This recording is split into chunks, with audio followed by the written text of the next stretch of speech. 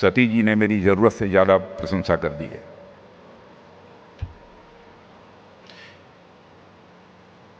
जो देखने में और साथ ही साथ जनता की नज़र में ठीक ठाक नहीं होता है, और विशेष रूप से देखने में तो ठीक ठाक न हो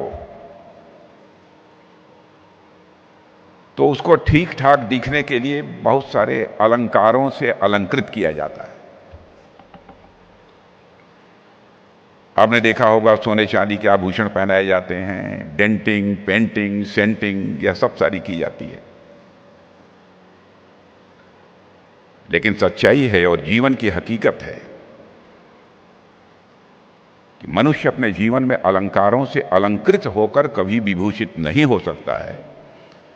मनुष्य अपने जीवन में विभूषित हो सकता है तो अपनी कृतियों के कारण, अपने डीड्स के कारण ही वह विभूषित हो सकता है। और इस स्थान का जहां तक प्रश्न है, इसके पहले भी मैं एक बार यहां आ चुका हूं। अद्भुत वाइब्रेशन है,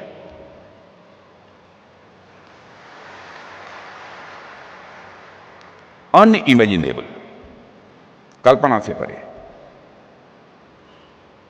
मैं बैठे बैठे देख रहा था, कहीं मंदिर नहीं है, कहीं गिरजाघर नहीं है, कहीं मस्जिद नहीं है, फिर भी ऐसी वाइब्रेशन। इस वाइब्रेशन को हम क्या नाम दें? मेरे पास, मैं शब्दों को तलाशने लगा लेकिन शब्द नहीं मिले, तो मैंने कहा कि यह और कोई दूसरा वाइब्रेशन नहीं है, यह स्पिरिचुअल वाइब्रेशन है, यह आध्यात्मिक तरंगें यहां पर तैर रही हैं।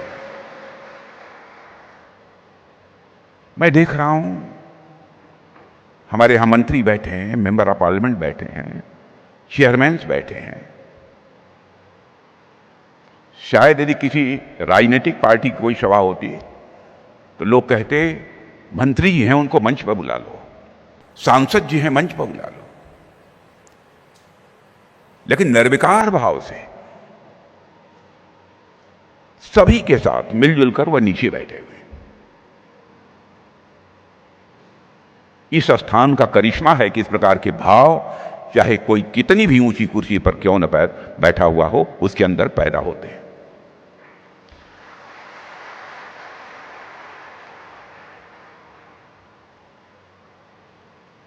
और यहां आते ही कोई, हर व्यक्ति, मुझे लगता है कि अहंकार शून्य हो जाता है।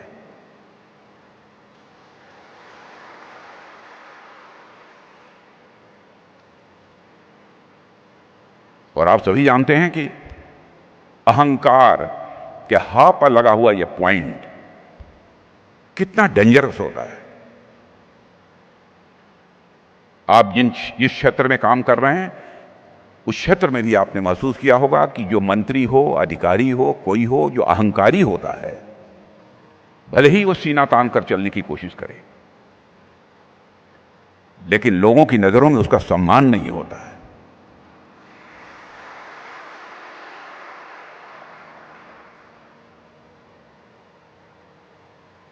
यदि किसी मैथमेटिक्स के हिसाब से इसे समझाना हो तो मैं कह सकता हूं,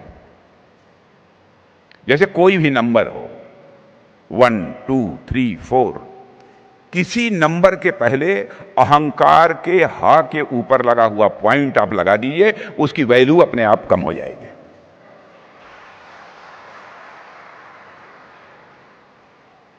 वन के पहले अहंकार का पॉइंट लगा दीजिए, उसकी वैल्यू घटकर 1/10 हो जाएगी,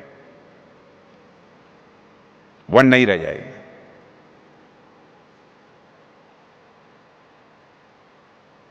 लोग कहते हैं कि साहब, बहुत सारे ऐसे लोग हैं जो कभी मंदिर नहीं जाते, पूजा नहीं करते, मस्जिद नहीं जाते, इबादत करते हैं, फिर भी बड़े मन के लोग होते हैं। मैंने कहा कि स्पिरिचुअल होने के लिए आवश्यक नहीं है, आस्था सबके प्रति होनी चाहिए, हर स्थान के प्रति, हर आध्यात्मिक स्थली के प्रति, इसमें कहीं दो मत नहीं है।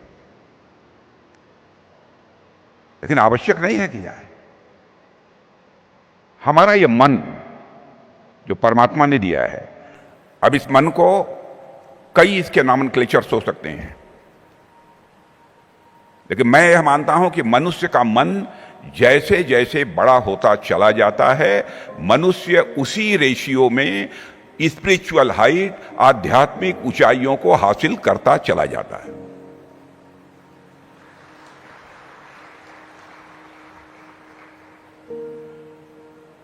मैं कभी कभी इसको मैथमेटिकल इक्वेशन में मैं कहता हूं, क्योंकि यहां सारे पढ़े लिखे लोग, फोर्स के लोग हैं, कम से कम हाई स्कूल तक मैथमेटिक्स सबने पढ़ी होगी।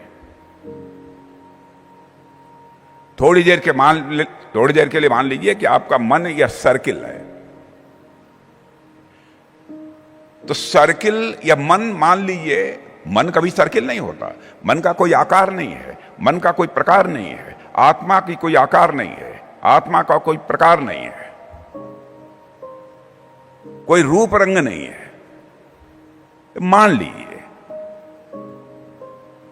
Let us consider that your आत्मा इज ए सर्किल। आपकी आत्मा यह सर्किल है, एक वृत्त है।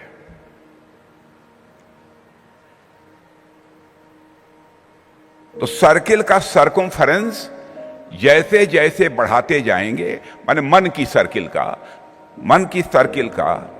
सर्कमफेरेंस, यानी उसकी जो परिधि होती है, सर्किल की जो परिधि होती है चारों तरफ की, जैसे जैसे बढ़ाते जाएंगे उसी रेशियो में, उसी अनुपात में आपको सुख, आनंद की अनुभूति होती चली जाएगी।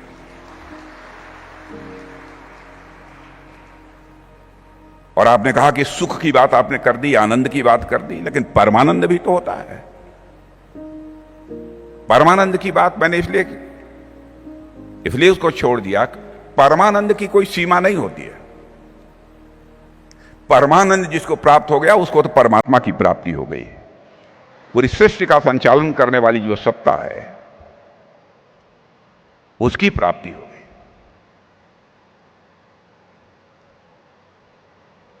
अद्भुत वाइब्रेशन है।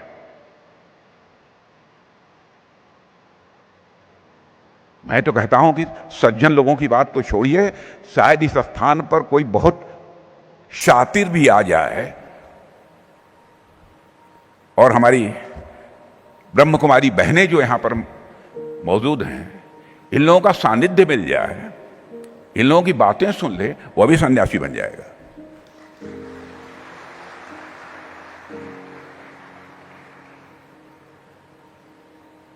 लेकिन इस कार्यक्रम में आप लोगों ने मुझे आमंत्रित किया, मुझे प्रसन्नता हुई है और मुझे बताया गया कि पिछले 4 दिनों से यह कार्यक्रम चल रहा है और इसका आज समापन हो रहा है।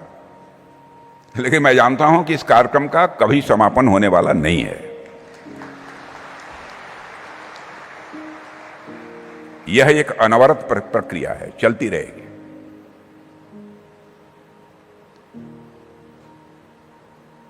मैं आप सभी का आभार व्यक्त करना चाहता हूं कि आपने मुझे अवसर दिया है और यहां आप अपने राजयोग साधना के माध्यम से आध्यात्मिक ऊर्जा की तरंगों को आपने फैलाया है, उसे मैं सहज अनुभव कर सकता हूं। और इस मंच से पूज्या दीदी रतन मोहिनी जी और सारी हमारी दीदियां जो बैठी हैं, मैं इस मंच से पूज्या दीदी रतन मोहिनी जी जिनके अभी मैंने पुष्पांजलि दी है, उनकी स्मृति को नमन करता हूं। हृदय की गहराइयों से मैं श्रद्धांजलि अर्पित करता हूं। ब्रह्म कुमारी के प्रमुख के रूप में उन्होंने इस संस्थान की और देशवासियों की, देवी और सज्जनों, बहुत ही सेवा की है और इसके लिए उन्हें सदैव याद किया जाएगा। इसके पहले जब मैं गृह मंत्री रहते हुए यहां आया था तो उनका सानिध्य और उनका दर्शन मुझे प्राप्त हुआ था। और आप जानते हैं कि ब्रह्म कुमारी ने अपनी स्थापना के समय से ही लेकर आज तक निस्वार्थ भाव से पूरी मानवता के आध्यात्मिक विकास और आत्मिक बल बढ़ाने के लिए काम किया है। और सिर्फ भारत में ही नहीं बल्कि दुनिया के 100 से भी अधिक ज्यादा देशों में आप लगातार अपनी सेवाएं प्रदान कर रहे हैं।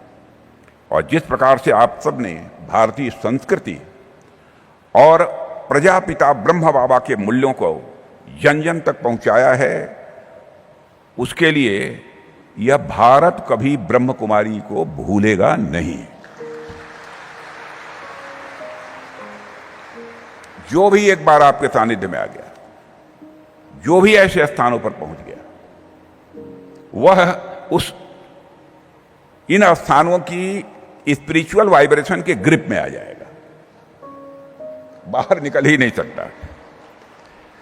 यहां आने के लिए तो खुले हुए हैं दरवाजे, लेकिन जाने के लिए नहीं है। माउंट आबू की चोटी पर स्थित ब्रह्म कुमारी का यह सुंदर सा केंद्र वह स्थान है जहां अहम ब्रह्मास्मि, मैं ही ब्रह्म हूं की धारणा यह केवल ग्रंथों तक सीमित नहीं रह जाती है, बल्कि वह मानव की अनुभूति तक पहुंचती है। मानव उसका एहसास करता है, अनुभूति करता है। देवियों और सज्जनों, आपने हमारी आर्म्ड फोर्सेज और सिक्योरिटी पर्सनल्स, क्योंकि मैं गृह मंत्री भी रह चुका हूं और रक्षा मंत्री भी हूं इस समय। अब हमसे पूछिए तो गृह मंत्री रक्षा मंत्री कहते हुए मुझे बहुत संकोच हो रहा है। आप कहेंगे क्यों संकोच हो रहा है? संकोच इसलिए हो रहा है, हे परमात्मा, इसके कारण मेरे अंदर कहीं अहंकार न पैदा हो। लेकिन दायित्व तो है, एक सिस्टम है, इसलिए मैंने उसकी चर्चा कर दी। हमारे जो सिक्योरिटी पर्सनल्स हैं उनके साथ भी मिलजुल कर काम करने का मुझे अवसर प्राप्त हुआ है। और आज हमारे जो आर्मी पर्सनल्स हैं, आर्मी है, एयरफोर्स है, नेवी है, उनके ऑफिसर्स और पर्सनल्स के साथ भी मिलजुल कर काम करने का अवसर प्राप्त हुआ है। इसलिए उनकी इनर वेलबींग और माइंडफुलनेस के लिए जो आपने ये सेशन आयोजित किया है, उसके लिए मैं आपका अभिनंदन करता हूं, आपके प्रति मैं आभार व्यक्त करता हूं। आपने एक ऐसे अभियान का प्रारंभ किया है जो न केवल राष्ट्र की रक्षा नींव को और मजबूत करेगा, बल्कि सारे सूरवीर, यही नहीं पूरे भारत के जो बैठे हैं, उनको आत्मिक शक्ति देगा और पूरे समर्थन से देश की सीमाओं को सुरक्षित वह रखते हैं। और मैं मानता हूं एक प्रकार से उनका यहां आने पर आत्म रूपांतरण होगा।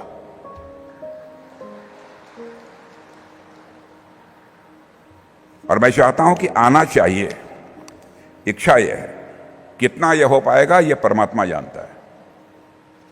मैं समझता हूं कि आत्म रूपांतरण बीज है और राष्ट्रीय रूपांतरण उसका फल है।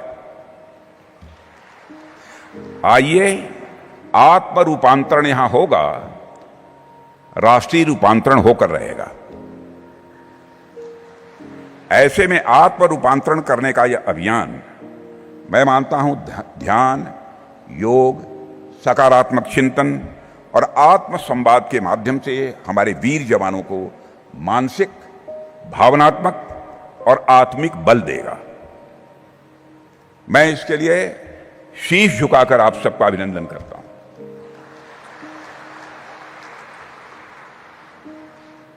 साथियों, जब मैं इस मंच पर आ रहा था तो और रास्ते में भी कुछ जगह होर्डिंग्स लगी हुई थी, मैंने देखा कि इस कार्यक्रम की थीम क्या है।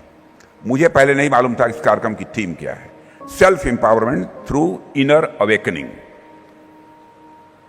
यह थीम अपने आप में बेहद इंटरेस्टिंग है, बहुत ही दिलचस्प है।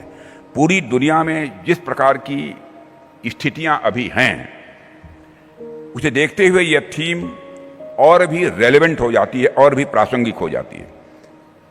इसलिए मैं कोशिश यह करूंगा कि अपनी बातचीत को इसी के इर्द गिर्द सीमित रखूं। साथियों, जहां तक भारत का राष्ट्र का प्रश्न है, राष्ट्र के रूप में आज भारत चारों ओर से सुरक्षित है। और सुरक्षित यदि है तो हमारे कारण सुरक्षित नहीं है, यह जब बैठे हुए लोग हैं इनके कारण भारत सुरक्षित है। दुनिया भर में तमाम अनिश्चितताओं के बावजूद आज भारत प्रगति कर रहा है। This is not a political statement. दुनिया स्वीकार करती है कि भारत प्रगति कर रहा है। आज के 10 वर्षों पहले दुनिया के देशों में अंतर्राष्ट्रीय मंचों पर यदि कोई जाकर बोलता था तो भारत की बातों को जिस गंभीरतापूर्वक लेना चाहिए नहीं लिया जाता था, लेकिन आज भारत का स्टेचर, भारत का कद इतना बड़ा हो गया है कि अंतर्राष्ट्रीय मंचों पर आज भारत कुछ बोलता है तो दुनिया कान खोलकर सुनती है भारत बोल क्या रहा है।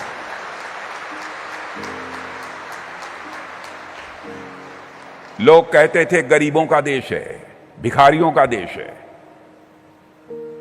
करिश्मा हुआ है।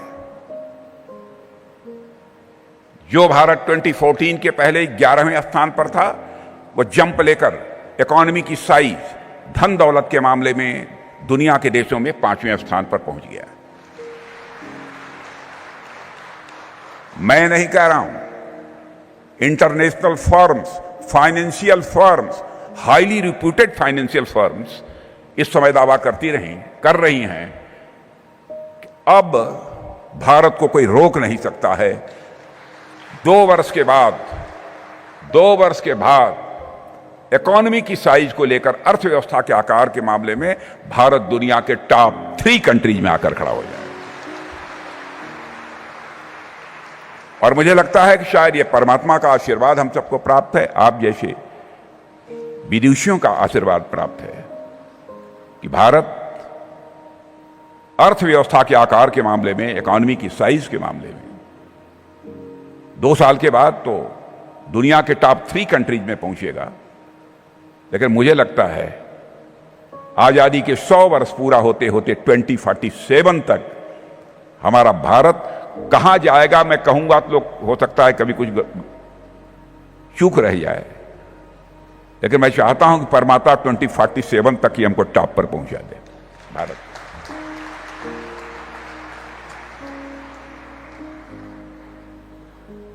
और यह सब जो कुछ भी हो रहा है इसलिए कि हमारी सीमाएं सुरक्षित हैं और हमारे आर्म फोर्सेस के जवान, सिक्योरिटी फोर्सेस के जवान जिस समर्पण के भाव के साथ लगे हैं, बाहर रहकर किसी को उसका एहसास नहीं होगा। सीमाओं पर जाकर मैं देखता हूं, महीनों गुजर जाते हैं, परिवार के लोगों से कोई संपर्क नहीं होता।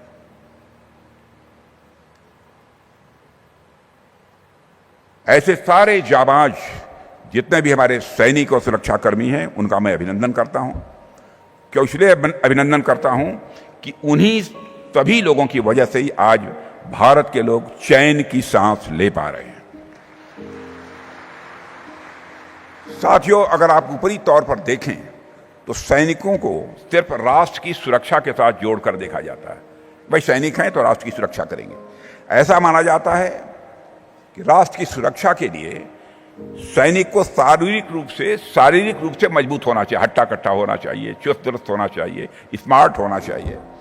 निश्चित रूप से एक सैनिक के लिए फिजिकल स्ट्रेंथ यह आवश्यक है, क्योंकि सैनिक को कठिन माहौल में रहना पड़ता है। जाकर देखिए सीमाओं के ऊपर, मैं तो जाकर देखता हूं कभी सियाचिन की ऊंचाई पर 3-3, 4-4 महीने जवान जो तैनात हो जाते हैं। हम लोगों की आधे घंटे में हालत बिगड़ती है, भागो यहां से हेलीकॉप्टर से, वहां समय गुजारते हैं। हर चीज फ्रीज्ड है, वहां जहां रहते हैं वो भी फ्रीज्ड है, खाना पीना सब फ्रीज्ड। और हमारे सुरक्षा के जवानों को, आर्म फोर्सेस को अलग अलग तरीके से इक्विपमेंट को भी हैंडल करना पड़ता है। इन सारी चीजों को देखते हुए फिजिकल स्ट्रेंथ का होना उसके लिए आवश्यक है। इसलिए हमारी आर्म फोर्सेज की ट्रेनिंग भी बड़े स्तर पर फिजिकल स्ट्रेंथ पर ज्यादा ध्यान देती है। लेकिन इसका मतलब यह नहीं लगाया जाना चाहिए कि एक सैनिक के लिए सिर्फ फिजिकल स्ट्रेंथ ही सब कुछ है। एक सैनिक के लिए फिजिकल स्ट्रेंथ के साथ साथ मेंटल स्ट्रेंथ भी आवश्यक है, और वह मेंटल स्ट्रेंथ हम नहीं देंगे, वह मेंटल स्ट्रेंथ आप लोग देंगे, आपसे ही मिलेगी। और यहां पर मेरे समक्ष इतने सारे आर्म फोर्सेज और सिक्योरिटी फोर्सेज के जवान और अफसर बैठे हैं। किसी भी जवान के यदि डेली रूटीन के बारे में यदि कोई भी बैठा हुआ, यहां का व्यक्ति नहीं, देश का कोई भी व्यक्ति जाने तो उसे ताजुब होगा। एक सैनिक अपने घर परिवार से दूर रहता है। मैंने बॉर्डर सिक्योरिटी फोर्स सीएपीएफ के भी जवानों को देखा, और अपने गांव से दूर रहता है, अपने समाज के लोगों से वह दूर रहता है। इसके अलावा हमारे सैनिकों को हिमालय की ऊंचाइयों पर भी रहना पड़ता है, समुद्र की गहराइयों में भी रहना पड़ता है, रेतीले मैदानों से लेकर घने जंगलों तक में भी रहना पड़ता है। इतनी मुश्किल परिस्थितियों में हमारे सैनिक हमारे देश की रक्षा करते हैं, और ये सारी कठिनाइयां, सारी मुश्किलें सिर्फ फिजिकल स्ट्रेंथ के आधार पर झेली नहीं जा सकती। देवियों सज्जनों, एक सैनिक के अंदर सियाचिन की बर्फीली चोटियों पर खड़े रहने की यह ऊर्जा या एनर्जी कहां से आती है? थारू के मरुस्थल में 50 डिग्री सेल्सियस से अधिक तापमान सहने की शक्ति एक हमारे सैनिक को कहां से आती है? समुद्र के भीतर कई महीनों तक पनडुब्बी में पड़े रहने वाले हमारे सैनिक के पास समुद्र के दबाव को सहन करने की क्षमता कहां से आती है? साथियों, हमारे सैनिकों के पास यह सारी ऊर्जा, यह प्रेरणा, यह शक्ति उनके अंतर्मन से आती है। सरकार के द्वारा नहीं आती है, उनके अंतर्मन से आती है। और उनके भीतर की रोशनी उन्हें ऊर्जा देती है, और उनकी आत्मा उन्हें बल प्रदान करती है। हमारे सैनिक जो दिन रात देश की सेवा में लगे रहते हैं, उन्हें कई बार ऐसी परिस्थितियों का सामना करना पड़ता है जो उनके शरीर और दिमाग दोनों की परीक्षा लेती रहती है। इसलिए इस बात से इनकार नहीं किया जा सकता कि लंबे समय तक तनाव, अनिश्चितता और कठिन परिस्थितियों में काम करने के कारण सैनिकों का मानसिक स्वास्थ्य भी किसी न किसी हद तक प्रभावित भी होता है। ऐसे में ब्रह्म कुमारीज का सैनिकों के मानसिक स्वास्थ्य के लिए आगे आना निश्चित रूप से बहुत ही सराहनीय कदम है, और मैं इसके लिए शीश झुकाकर आप सभी का अभिनंदन करता हूं। साथियों, आप अपने आसपास के वातावरण को देखिए, एक आम आदमी के जीवन का भी मूल्यांकन करिए, आकलन करिए। एक आम आदमी वैसे तो कई सारे लोगों के बीच रहता है और अपने घर परिवार के बीच में रहता है, उसका एक समाज होता है, रोज कई नए लोग मिला करते हैं। इसके बावजूद भी उसे अकेलेपन और तनाव की समस्या से आपने देखा होगा लोगों को गुजरना पड़ता है। तो फिर हमारे सैनिकों पर, हमारे सुरक्षा के जवानों पर क्या गुजरती होगी जो घर परिवार से दूर रहकर राष्ट्र की सेवा कर रहे हैं? और सैनिक ही क्यों, आप सामान्य लोगों को देखें, उनका ऑब्जर्वेशन करें। और आप सब जानते हैं यह आज इंफॉर्मेशन टेक्नोलॉजी का युग है, एआई, इंफॉर्मेशन टेक्नोलॉजी का युग। पल पल की सूचनाएं हमारे पास आती हैं, हमें सेकंड से पता चलता है कि अमेरिका में क्या चल रहा है, हमें मालूम है कि यूक्रेन में क्या चल रहा है, हमें मालूम है कि रूस में क्या चल रहा है, लेकिन हमारे भीतर क्या चल रहा है यह हमें नहीं मालूम होता है। देवियों सज्जनों, हम पूरी दुनिया की खबर रखते हैं लेकिन अपनी खबर नहीं रखते हैं। हमारे सैनिक भी पूरी दुनिया की चीजें देखते हैं लेकिन अपने अंदर नहीं झांकते हैं। हम आप सभी धीरे धीरे इंसान का बाहरी दुनिया से कनेक्शन ये भले जुड़ जाता है, लेकिन खुद से जो कनेक्शन होना चाहिए, खुद का कनेक्शन वह टूट जाता है। शायद यही कारण है कि इन सारी चीजों के बावजूद भी आम आदमी को अकेलेपन का और तनाव की समस्या का सामना करना पड़ता है। आप हॉस्पिटल्स में साइकियाट्रिक डिपार्टमेंट जाकर देखिए, लंबी लंबी लाइनें वहां आपको देखने को मिलेगी। दुनिया भर में अनेक लोग सामान्य जीवन जीने के लिए परेशान हैं। इसलिए इस समय की जरूरत है कि चाहे सामान्य नागरिक हो या फिर हमारे सैनिक हों, उनके पास आध्यात्मिक और मानसिक रूप से भी पर्याप्त शक्ति होनी चाहिए जो उन्हें तनाव, चिंता और भावनात्मक उथल पुथल से निपटने में मदद करे। और बाहरी दुनिया को जीतने से पहले अपने भीतर के भय को हराना भी जरूरी है, और यह सब काम केवल आप जैसे लोग कर सकते हैं। और ऐसी स्थिति में योग, ध्यान और अध्यात्म की भूमिका निश्चित रूप से बेहद महत्वपूर्ण हो जाती है। और योग हमें अपने अंदर झांकने का और अपने बारे में जानने का एक बड़ा अवसर भी प्रदान करता है। मैं सभी सैनिकों से भी यह बात कहना चाहूँगा, हम अक्सर हथियारों, रणनीतियों और बुनियादी ढांचों के संबंध में राष्ट्रीय सुरक्षा की बात करते हैं, लेकिन किसी भी राष्ट्र की सबसे बड़ी ताकत होती है सुरक्षा करने वाले लोग, यानी कि आप। एक जागृत और सशक्त सुरक्षाकर्मी पूरे राष्ट्र के लिए एक प्रकाश स्तंभ बन जाता है, जो किसी भी तूफान का अडिगता के साथ सामना करता है। योद्धा की ताकत केवल बाहुबल की नहीं होती है मेरे देवियों और सज्जनों, उसकी सबसे बड़ी ताकत होती है आत्मिक बल। और आत्मिक बल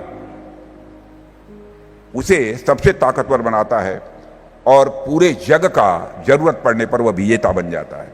आप में से हर एक ने कठिन प्रशिक्षण, चुनौतीपूर्ण परिस्थितियां और न जाने कितने तनावपूर्ण क्षणों का सामना करना पड़ता है, पर आज जो सबसे अदृश्य और अविरल युद्ध चल रहा है वह अंदर की अशांति और अस्थिरता।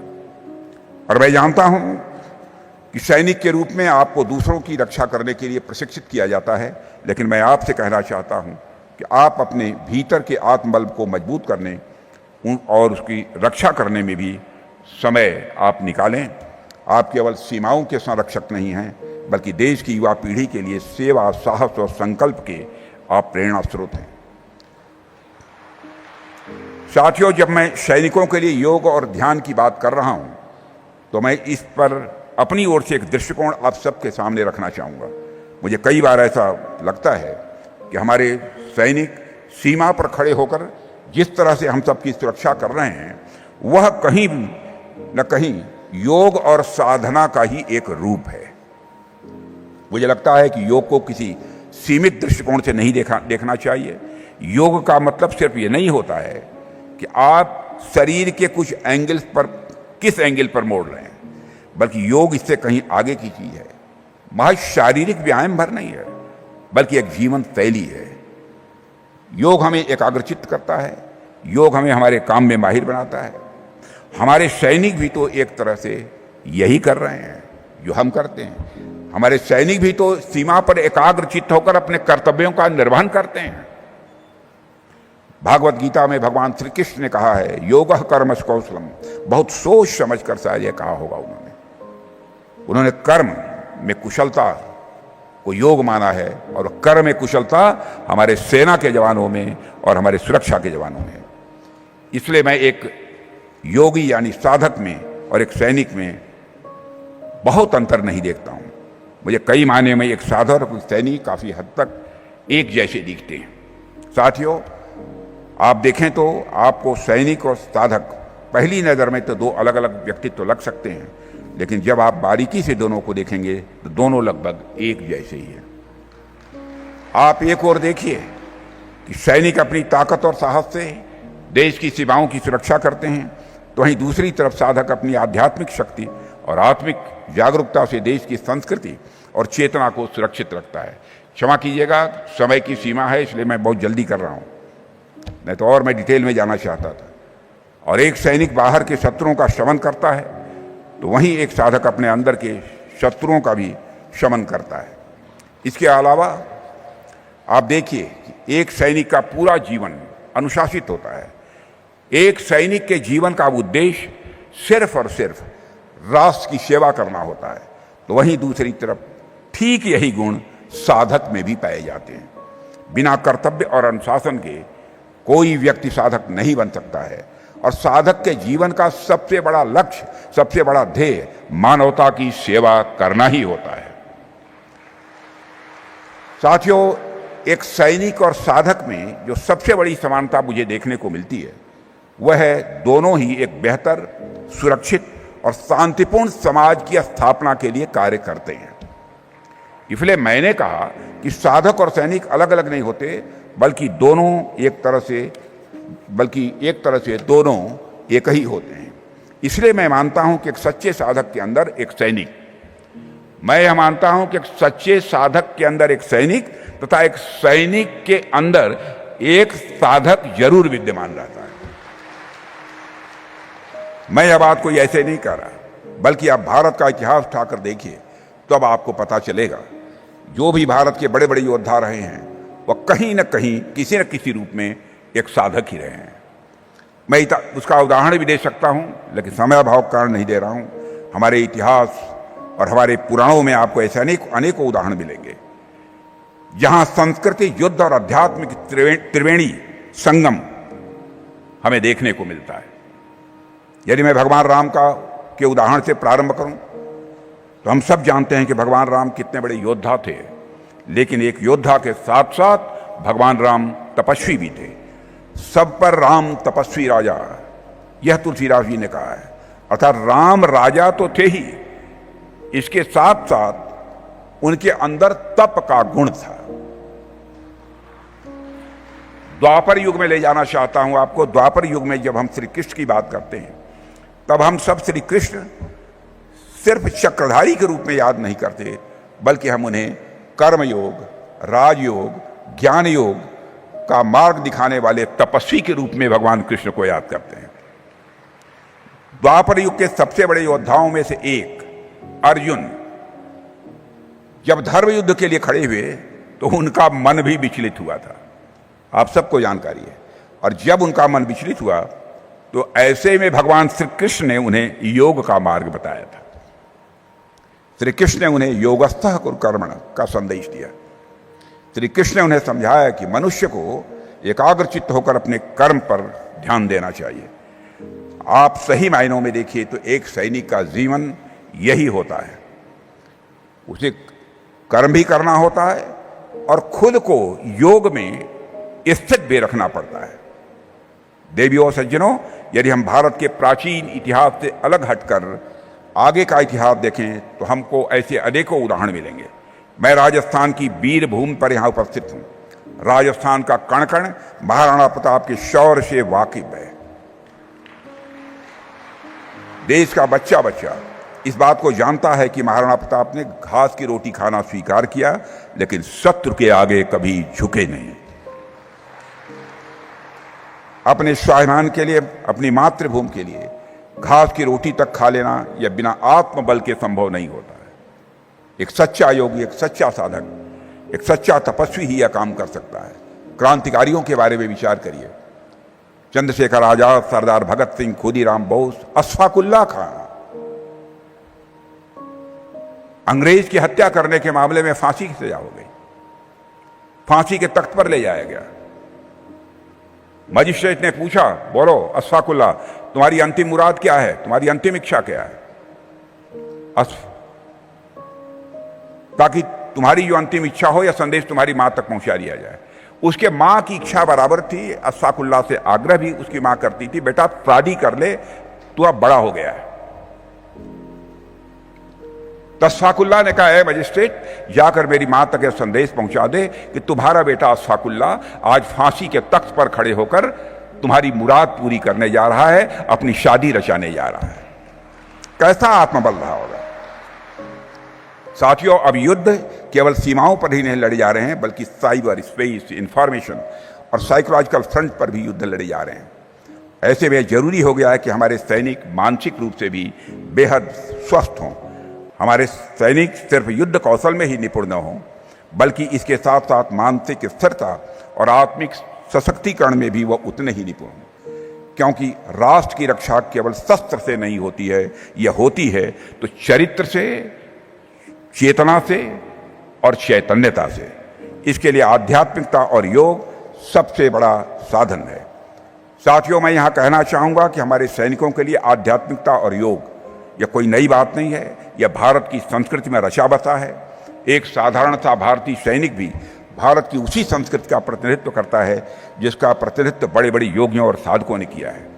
हमारे सैनिक वार क्राई में माँ भवानी का नाम लेते हैं और महादेव का नाम लेते हैं, उनका उद्घोष करते हैं।